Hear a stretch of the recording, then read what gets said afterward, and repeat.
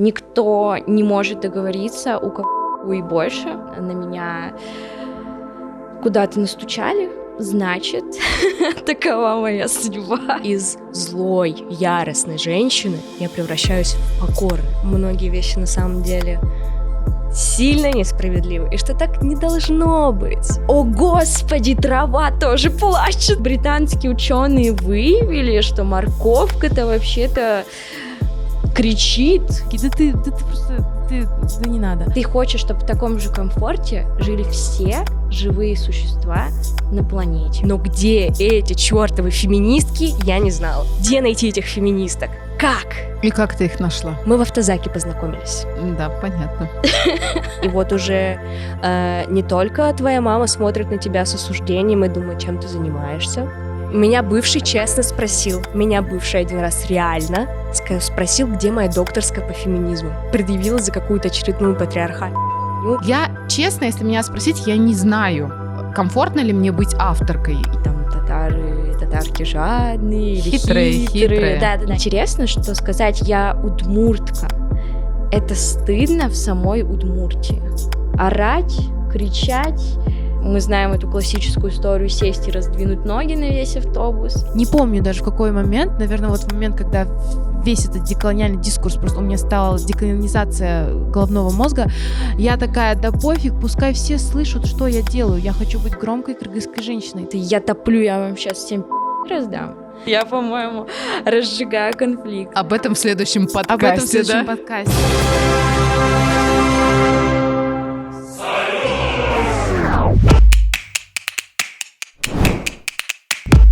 Эскимо по 3 копейки, дружба народов, коммунизм. Устали от романтизации совка? Мы развеем эти и другие мифы в нашем подкасте «Одеколон».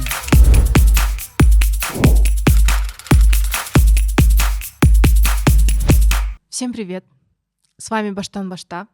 Мы сидим в прекрасном пространстве, на улице белоснежный снег. Настроение у нас какое? Супер, обожаю, сразу залетели. Давайте, может быть, начнем с того, что представимся, скажем про себя вообще, кто мы такие, как нам удобно себя называть, определять и так далее. Давайте начнем с вас, Инжи. Салям, меня зовут Инжа, я из Казани. Я сыщица, я исследовательница в самом широком смысле этого слова. И у меня есть проект, который называется «Мир татарской женщины». Меня зовут Жанна. Я региональная удмуртская фем-активистка. Вообще я веганка. Вот. В какой-то мере блогерка, потому что веду блог о ментальном здоровье, о ментальном состоянии свое, скорее. Вот. И еще я будущая психологиня. Супер. Меня зовут Яра. Я занимаюсь активизмом в Ижевске, направленным феминизм, также веганство. В целом тяжело очень формулируются слова, уже вечер, и тяжело даже просто как-то сказать свою собственную идентичность, потому что чувствуется, что я больше не могу это делать. Типа, я не могу просто взять и открыто сказать, кто я такая, что я делаю, чем я занимаюсь, а легенда еще не разработана. Так что я Яра, я люблю людей, и хочу, чтобы все люди, и не только люди, были свободными. И это вот моя основная деятельность. Вау. Охрененно, я сегодня просто с крутейшими людьми. Меня зовут Зире. Я музыкантка, пишу песни, пою.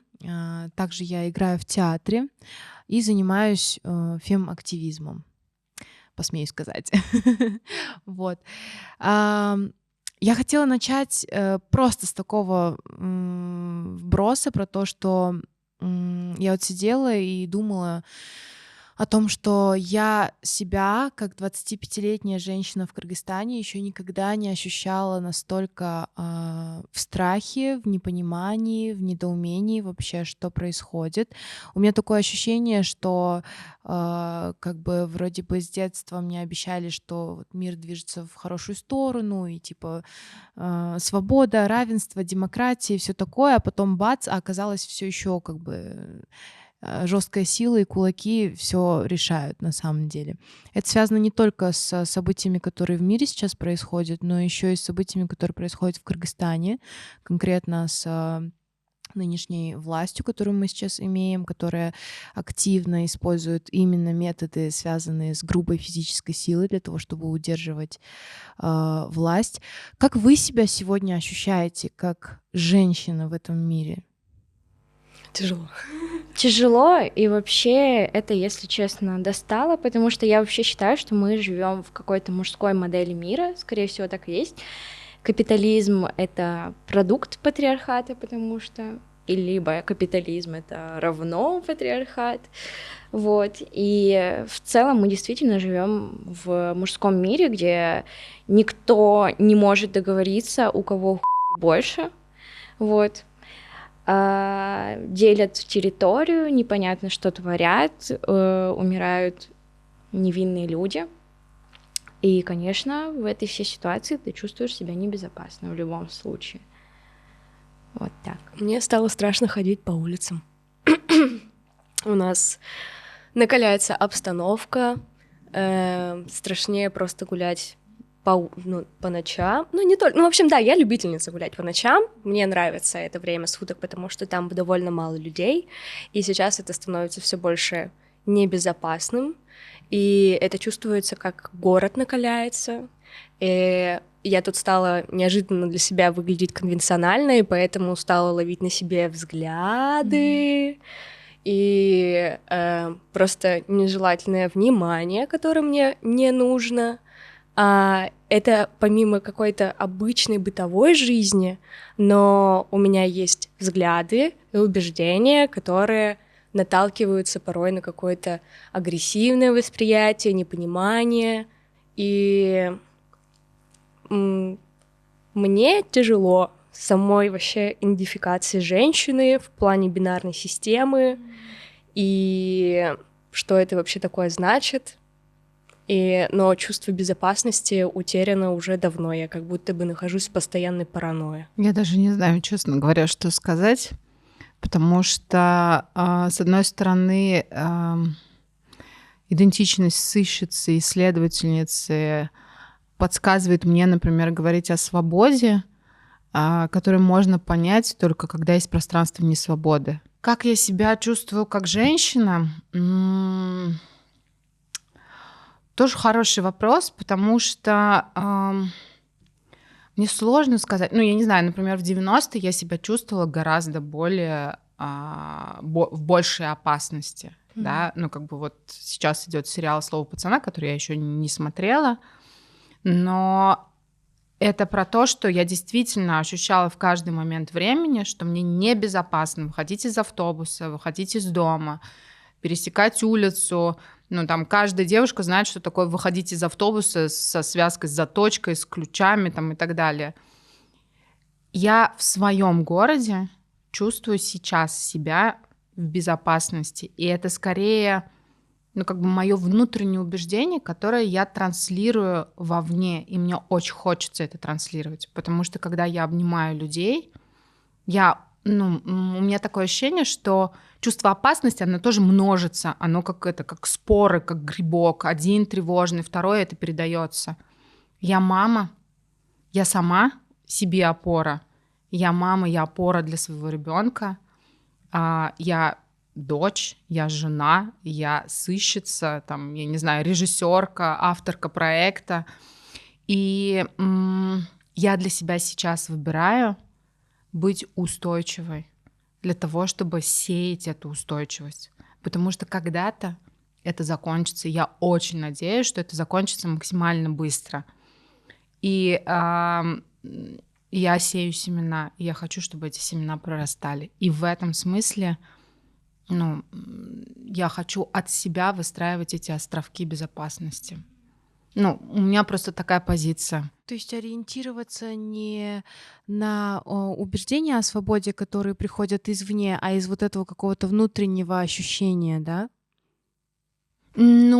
Скорее, я просто понимаю, я же, естественно, я же не в вакууме живу, я же живу в контексте, но я выбираю, как реагировать. Я не скажу, что конечно, мне страшно. Я не знаю, могу попросить я могу сама обнять мужа, маму, подругу или еще кого, и просто сказать, мне страшно. Мне кажется, это нормально. Но классно, когда я выбираю, и я, от себя вот это выстраиваю, и это транслирую. И мне очень хочется вовне транслировать про то, что безопасно. Со мной сейчас безопасно. Об этом говорить, безопасно. И, не знаю. Слушай, мне очень знакома твоя позиция, потому что, у меня она скорее превращается в «я устала бояться». Вот. Плюс мой характер, он очень импульсивный, и порой импульсы свои сдерживать очень тяжело. И я выхожу из вопроса, а что мне сейчас дороже, какие-то мои ощущения, какие-то мои порывы, и я все время понимаю, что для меня мои эмоции, проживание моих эмоций, они очень важны. И если я сейчас хочу, допустим, с этим человеком поделиться своим откровением каким-то, я выбираю ему доверять. И, на мой взгляд, если он пошла на меня, куда-то настучали,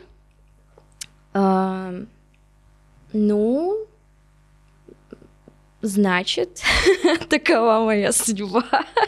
Я не знаю. Это, возможно, нерационально. Я прекрасно понимаю. Я вообще очень иррациональный человек. Я человек эмоция, это для меня самое важное. Но если на меня пошли и настучали, те, кому я доверяла, это не я сделала ошибку. Потому что я сделала абсолютно хорошее действие, я доверилась. Это человек, который пошел и на меня настучал, это он сделал говно. И это значит, что он говно, а не я. Я для себя вспомнила еще одно важное чувство, которое в последнее время я испытываю все чаще. Это злость. К сожалению, она пока выражается больше какой-то аутоагрессии, вместо того, чтобы... Потому что ей негде проявляться, ее толком некуда выразить, я не могу многие вещи сказать открыто, сделать открыто, и она направляется в итоге вовнутрь. И из злой, яростной женщины я превращаюсь в покорную.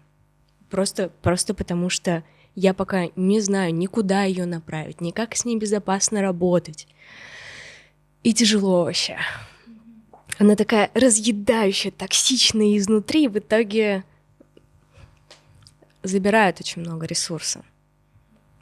Но что многие вещи на самом деле сильно несправедливы, и что так не должно быть, они, правда, очень злят.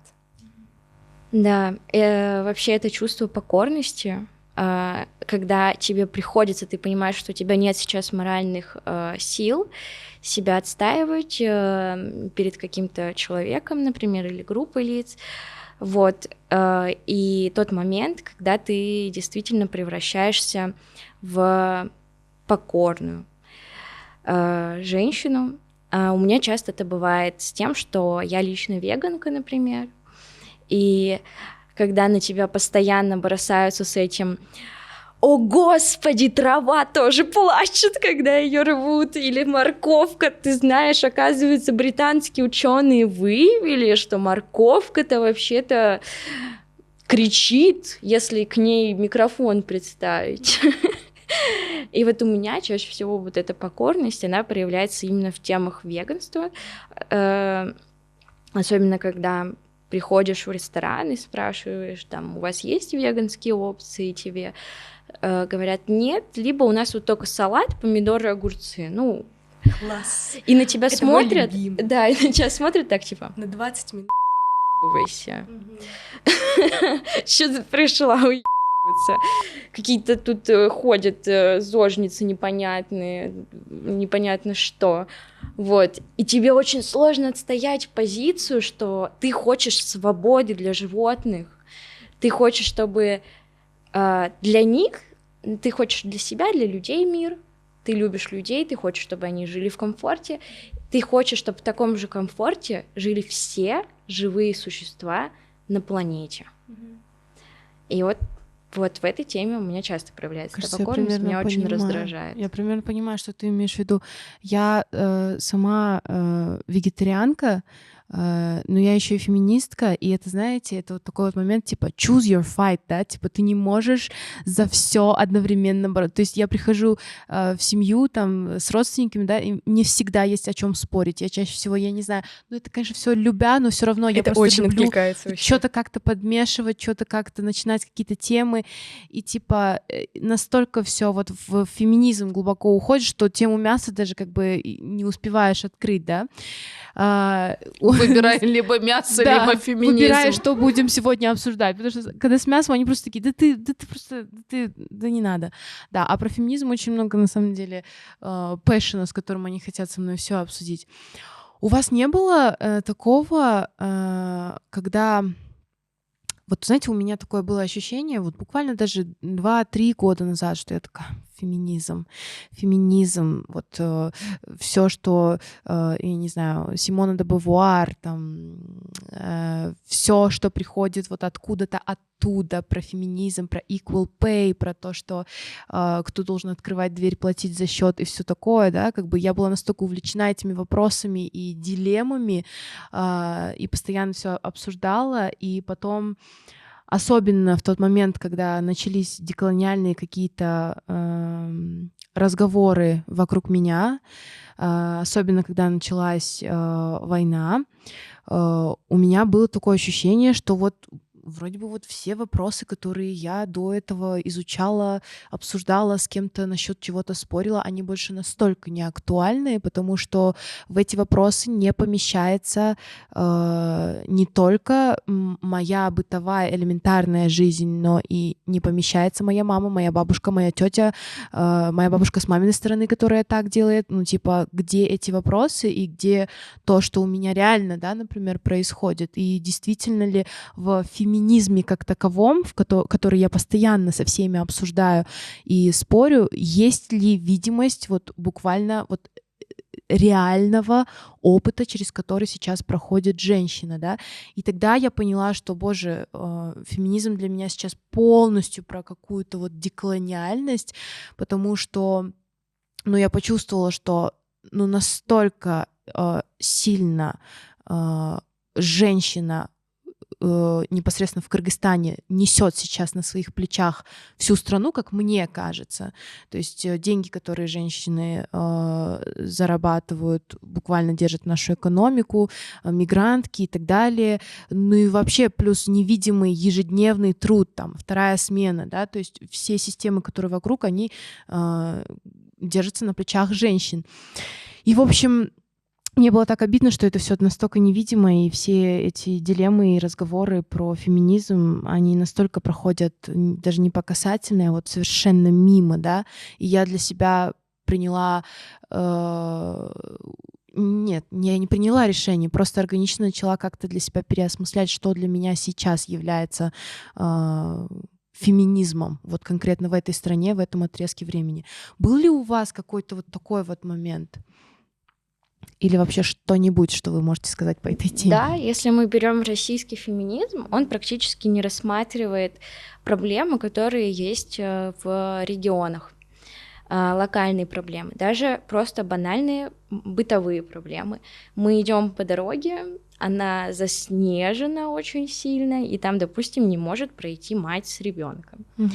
Вот. Или автобусы, которые полностью забиты, редко ходят, ты уже там получила обморожение, не знаю, какой степени из-за того, что ты стоишь и ждешь этот, те, кто из Ижевска поймут, 28-й автобус, который постоянно в парк, а мы знаем, что автобусы — это очень феминизированный транспорт, то есть на нем, ну, по большей части ездят именно женщины, матери, они еще обязательно идут с пакетами из магазинов домой, несут еду, и вот такие вопросы они не стоят так остро в столицах, как стоят в регионах именно. Потому что скорее это большая проблема регионов, так как в столицах все сделано так, чтобы туристам было удобно передвигаться в том числе. Вот так вот. Я не знаю.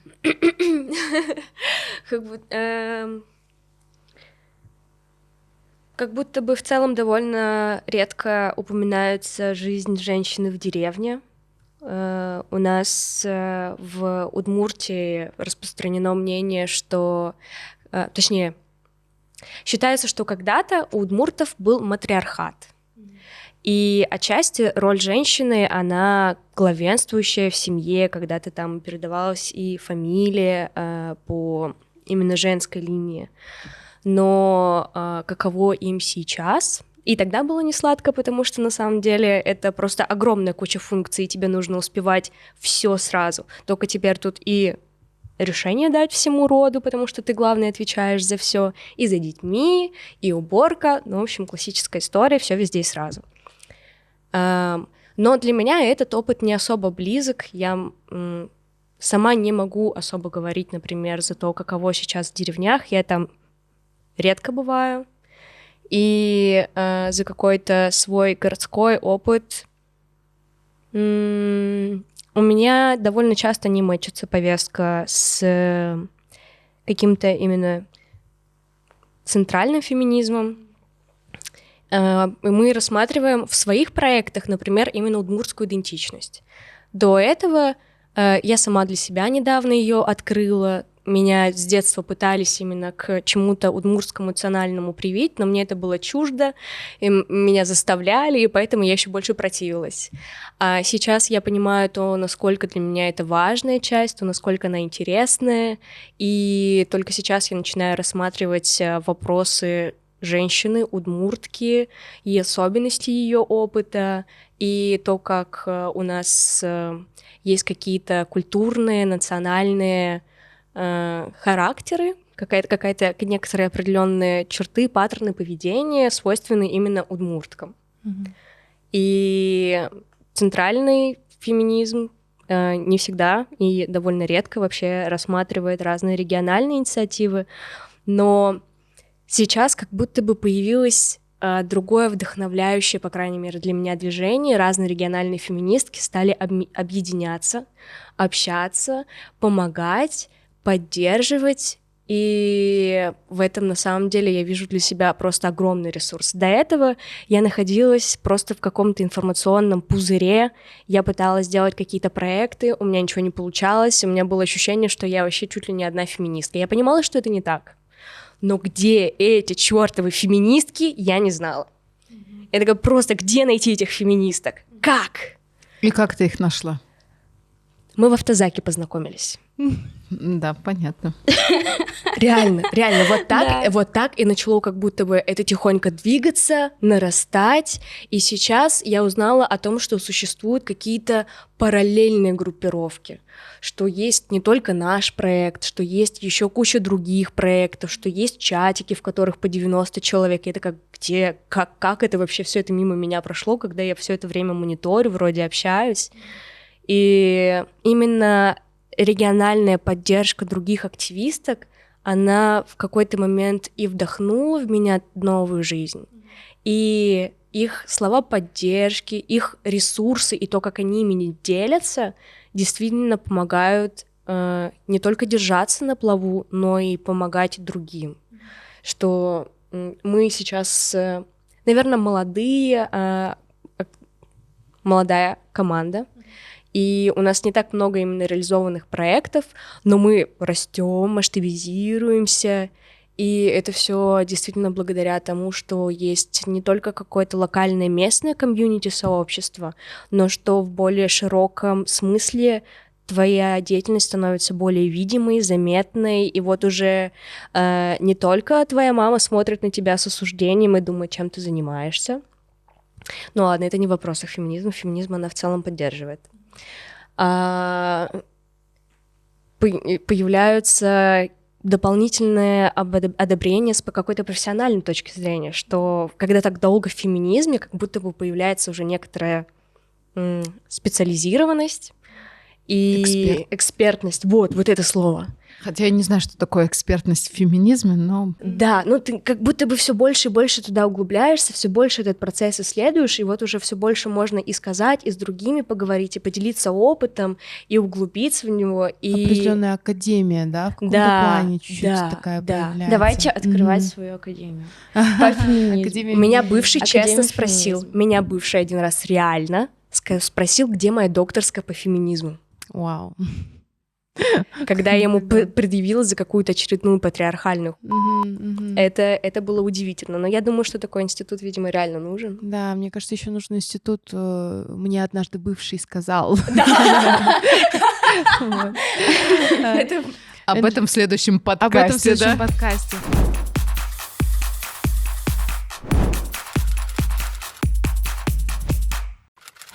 Энджи, что вы думаете, что сейчас является феминизмом в мире татарской женщины? Ой, я, честно говоря, даже не знаю, буду говорить только за себя. Я просто не так давно поняла, что у нас есть какие-то понятия, которые мы импортировали, да, феминизм — это явно не наше изобретение, вообще ни разу не российское. Я уж не говорю, что это там не татарстанское, не татарское, там, не знаю, не кыргызское, не удмуртское. Но так получилось, что европейская наука довольно, долгое время, да, определяла то, как называть те или иные явления. И непонятно, кстати, мы туда укладываемся в эти явления или нет, но это какой-то такой мета-язык, да, это язык, на котором мы, давайте договоримся, что это будем называть феминизмом. Я могу сказать, как я понимаю феминизм. Для меня, да, еще здесь я бы разделяла политику и практики. Потому что для меня это тоже немножко разные вещи, и даже вот то, что Жанна говорит, и Яра говорит, и ты говоришь, да, это тоже какие-то вот разные грани явления, скажем так. Для меня я понимаю феминизм как свободу быть собой, свободу проявляться. Потому что я столкнулась с феминистками, которые понимали феминизм немножко по-другому. Я с их точки зрения, я абсолютно такой носитель патриархальной, не знаю, там, татарской культуры. Вот. И в этом смысле, конечно, мне кажется, я каждый день выбираю. Сегодня я делаю так, а завтра я как-то по-другому. И если я не укладываюсь в горизонт ожиданий кого-то другого, классно, мы как бы все разные, у нас разные горизонты. Каждый раз, кстати, у нас была вот, например, лаборатория, первая татарская оперная лаборатория была в Тинчуринском театре. И когда мы составляли афишу, и там, где у нас был open call только для женщин, и мы спросили, и я считаю, это важно спрашивать, потому что кто-то не хочет быть авторкой и композиторкой, и кто-то хочет быть автором и композитором. И есть часть феминисток, которые говорят, как это? Ты живешь в мужском патриархальном обществе? И я хорошо помню, что я у каждой спросила, как ей будет комфортно звучать в этой афише. И мне кажется, это очень важно. И здесь я приведу, если мы уже заговорили о языке, об очень интересном таком примере. В самом начале 20 века была такая женщина, Магруй Музафария, вторая жена имама Сенной мечети. Вообще, чтобы сразу как бы снять вопрос, у татар не так было распространено многоженство, но вот именно вторая жена, такая была распространенная практика, потому что первая жена могла не родить детей, например, или болела, да, и вот взяли вот эту молоденькую Магруй Музафарию. Внимание, женщина-трикстер. Она первая открывает лицо. То есть жена имама, она открывает лицо, она выходит в общество с открытым лицом. Это женщина-поэтесса. Она начинает работать с языком. Есть в татарском языке, вот сейчас проверим, есть ли такое в кыргызском, шагырь, поэт, и она пишет шагыря, поэтесса. Есть галим, ученый, есть галиме, ученые. И в отличие от русского языка, там вот этого нет «к», как такого суффикса, который несет, несколько такой, он даже не негативный, а как будто Уменьшительно-ласкательный. он не уменьшительно-ласкательный, он пренебрежительный. И вот этот момент, когда как бы в языке, и мне кажется, что я, честно, если меня спросить, я не знаю, комфортно ли мне быть авторкой. Я, наверное, контекстуально, ну как бы я сама с собой не разобралась.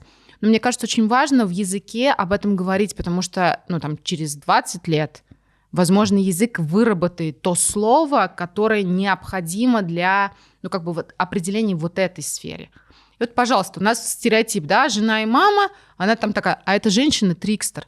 Причем это очень важный момент, что у нас мы все живем во власти стереотипов. И для нас, ну как бы вот она сняла, открыла лицо, но при этом я спокойно могу ее себе представить, что она сидит в обществе себе подобных, с покрытой головой, абсолютно не европейская. И мы знаем, например, тексты начала 20 века, когда, например, две татарки там, не знаю, в трамвае едут, да, и они такие, ну, типа, болтают, и вдруг говорят, о, блин, ну, типа, наш пошел, быстро закрывая лицо. И вот это тоже разные сценарии, когда я, татарка, при других татарах, мусульманах веду себя определенным образом, но когда я татарка и в таком, ну, более светском обществе я веду себя по-другому, и мне кажется, что, ну, как сказать, это опять про границы, это опять про какие-то нормы, про то, что они подвижные, что можно их как-то, наверное, менять. И в моем последнем проекте, что в Татарстане я себя чувствую, ну, как сказать, не то, что не свободной, да, у меня больше границ, и у меня, как бы, что когда я за пределами Татарстана, я как будто даже горжусь своей идентичностью, в смысле такой, как бы, ну, не знаю, может быть, не экзотизация, да, а романтизация такая, я как бы, я татарка, да, и вот я могу вот так. Что образ менее стигматизированный, можно играться с оттенками. Для меня просто очень много, ну, как бы в это, как только стигматизированный, как бы очень много там дополнительных коннотативных значений. Я правда ощущаю себя, ну, как-то по-другому. Сейчас я в городе себя гораздо более комфортно ощущаю, потому что я много знаю про себя. Вот когда про себя очень много знаешь, у тебя внутри очень много наполнено, я понимаю, что 10 лет назад я условно так себя не ощущала. То есть сейчас как бы это, но это все равно другое. Но удивительно было, когда я женщина, и вообще просто, и как будто ты теряешь что-то важное, какие-то корни, что ли. И, вот это, и участницы нашего перформанса были женщины от 25, и самый старший был 54. И это про то, что для каждой, даже не отрефлексированная идентичность, она оказалась какой-то, ну, такой прям опорой и корневой. И мне кажется, что это какая-то важная вещь, может быть, про которую мы не говорим, или вещь, которая ангажирована бывает, потому что, ну, как татар, там, щен татар, да, я истинная татарка. И когда происходит самоэкзотизация, когда мне важно показать, не я непонятно кто, а я татарка. И я хочу это транслировать. И как я это буду, кстати, транслировать? Своей моделью поведения, взглядом? Или мне надо колпачок сюда надеть? Или, ну, как бы, как объявить? Потому что я же, это тоже текст. И мое поведение — это текст. И при этом вот мы как уже обсуждали и с Жанной, и с Ярой, что... возможно, и в телесности есть какие-то проявления, ну, как бы это тоже предмет исследования, когда я понимаю, что и у всех включается татарский, и вдруг и я даже не могу это описать, что такое, как это я двигаюсь, как татарка, или, я не знаю, как кыргызская, как удмур, ну, как бы вот, но оказывается, что есть какая-то память тела. Мне вот после твоих слов как раз стало очень интересно поисследовать, а каково это двигаться как удмуртка. Я собираюсь сейчас дальше поисследовать эту тему, потому что мне правда стало интересно. Мне нравится работать с телесностью, изучать и границы, и себя, и своих возможностей, и свою удмуртскую идентичность, которую как будто бы по своим собственным ощущениям я чувствую немного утерянной. И связь с ней тоже. Ну, как и присвоить вот её. Да, верно. да, и вот это через телесную практику посмотреть, как я двигаюсь как удмуртка, и присвоить себе эту идентичность, это меня прям даже вдохновило, я хочу У меня попробовать. даже есть один Очень пример. Да-да-да, говори. Очень интересно то, что ты говорила про «я татарка», как это вообще воспринимается в целом. Очень интересно, что на самом деле, по крайней мере, вот в Удмуртской республике сказать «я татарка» — это реально круто. Хоть одновременно бывают стереотипы, например, там татарки жадные или Хитрые. Да-да-да, не жадные, а хитрые. Вот. И интересно, что сказать «я удмуртка» — это стыдно в самой Удмуртии, даже перед другими удмуртками, например. Это действительно настолько, видимо, я не знаю, повлияла русификация, что люди потеряли свою идентичность, что теперь почему-то считается стыдным быть удмуртками, что считается, что как будто бы это что-то деревенское такое, знаете, недоразвитое, наверное, не очень корректно выразилась, но я думаю, вы понимаете, о чем я. Вот. Что и в целом удмуртский язык — это язык деревенщин. Я вообще... У Яры горит, да? Да нет, я просто тоже понимаю, что это такое превалирование какой-то именно городской культуры над деревенской. Что городская, она такая, не знаю, она элитарная, и у меня потерялись слова. Цивилизованная. Но это вот тоже очень интересно, что, например, слова цивилизации мы же тоже по-разному понимаем. Да. Можно говорить про разные цивилизации, не знаю, восточную, там еще какую-то, да, а можно говорить там, не знаю, кыргызская, там, удмуртская цивилизация. И можно говорить как варварство, да, и цивилизация как бы высокую. Но это про процесс урбанизации. И... Вот, да, как раз хотела сказать, что, по идее, у нас Ижевск город не который сам по себе родился, построился и разросся, что это город-завод, на который люди приехали работать, и так вокруг этого образовался город, который в итоге стал столицей Удмуртской республики. Но что изначально удмурты там, условно говоря, не жили вот около этой запрудины, потому что ее, в принципе, выкопали, и там складываются другие взаимоотношения, и поэтому, может быть, еще так у нас с идентичностью именно внутри города. Да, но на самом деле есть еще очень много интересных исследований. Я, наверное, сейчас не смогу на них ссылаться, как государство вообще удмурток не воспринимало как существующую нацию. Я сейчас боюсь ошибиться, но я все-таки скажу. Возможно, кого-то это натолкнет перепроверить этот факт, но мне как-то преподавательница в университете рассказывала, что было время, когда в Государственной Думе, практически там большинство национальностей были, и при этом ни одна удмуртка, ни один удмурт так за всю историю и не попала в Государственную Думу. Вот так. Но она лично, как преподавательница удмуртского языка, связывала это в целом с менталитетом. Я не считаю, что такое существует. Да, это же. Вот, но она связывала именно с этим, что удмуртки более кроткие, спокойные, застенчивые.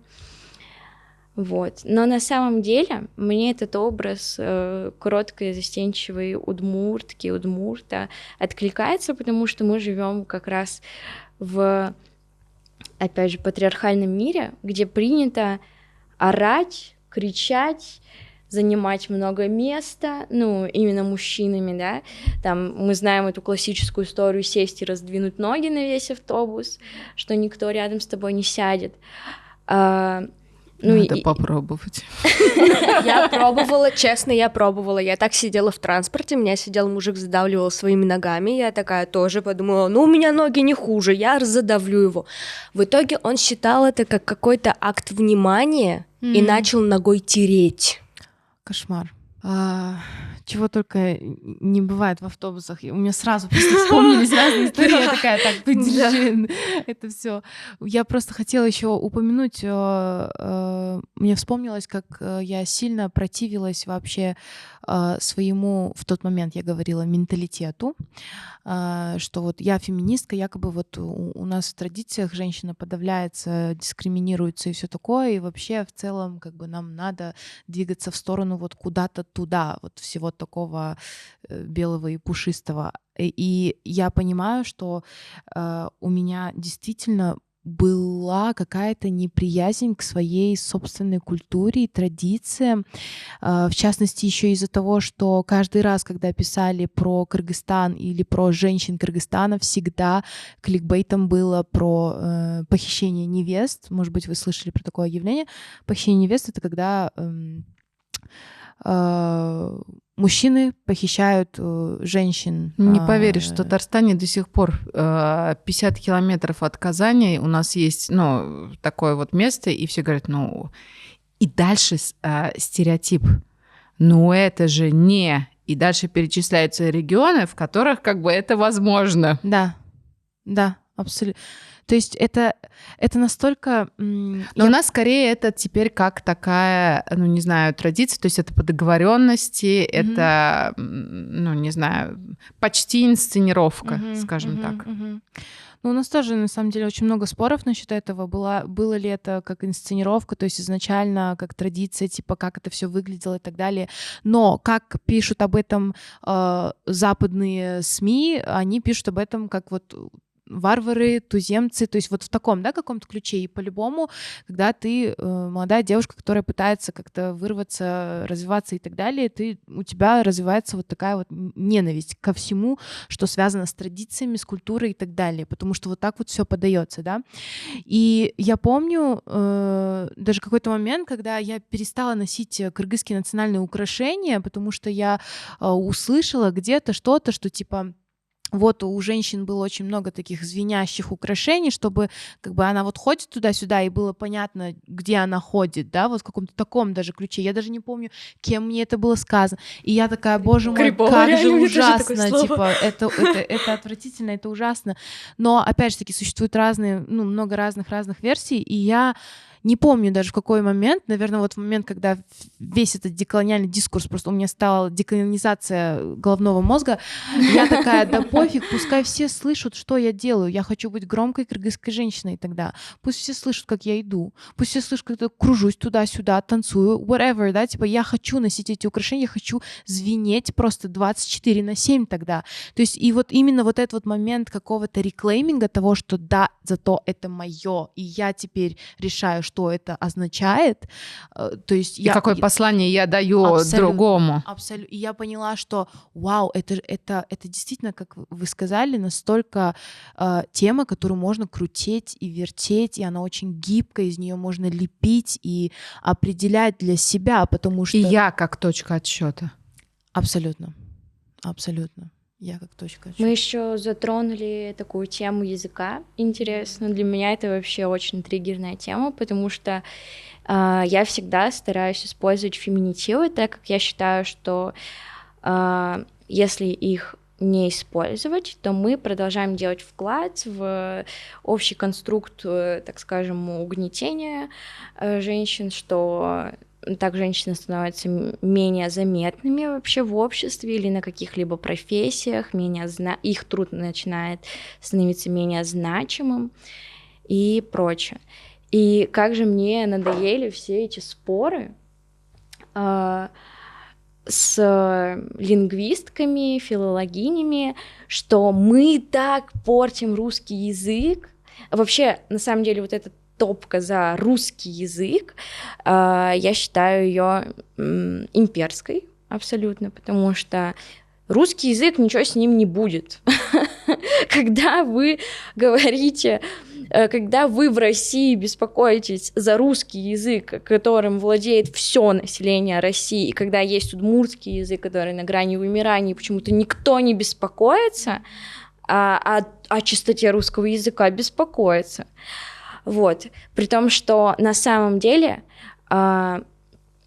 если феминитивов не будет в языке, то да нет, вообще в целом вхождения новых слов не будет в языке, то язык просто умрет. он будет не актуален для людей. Если вот сейчас с нынешней общественной повесткой, с нынешним обществом, культурой, да, пройдет буквально там, лет 10, я даже думаю, уже перестанут просто говорить на русском языке, если в нем не будет появляться феминитивов, англицизмов, галлицизмов и так далее. Вот, но я в этом сохранении традиционного русского языка вижу только что-то имперское. И на самом деле даже недавно у нас был конфликт, когда поправили в Кыргызстане лекторку. Она нам вела лекцию на русском языке, и ее несколько раз поправили, что она неправильно что-то произносила.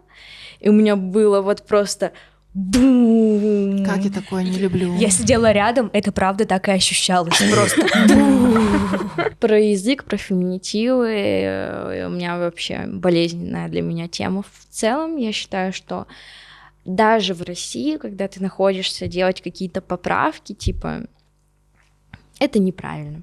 Потому что, да, у нас есть региональные особенности, как говор. У нас есть говор тоже, но он должен поддерживаться, на мой взгляд. Но это всегда опять вопросы. Я вот здесь, сыщица моя, проснулась и сказала, что есть правила и нормы.